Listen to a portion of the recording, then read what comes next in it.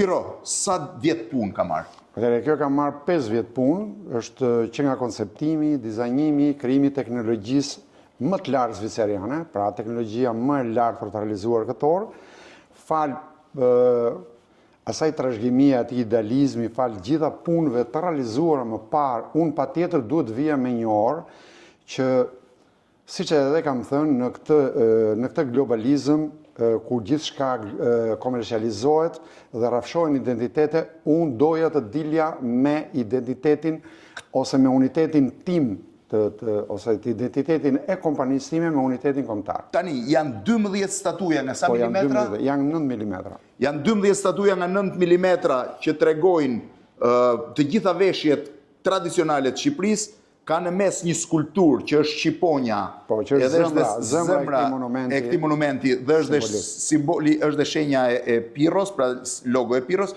ndërkohë që e gjithë fusha është e bërë me sa 1500 gur mikromozaik të Muranos, e gjithë kasa është e bërë njish dhe mbrapa janë po 12 veshjet. 9 milimetra çdo statuj këtu është një vepër arti. Kërkesat janë serioze, por mua kjo orë vështirë të ndali nga shpirti, sepse ky është një testament për mua. Ky është një testament që unë do të lë deri tash mendoj jo. Kjo është një vepër arti nivelit botëror që e gjeni në Shqipëri.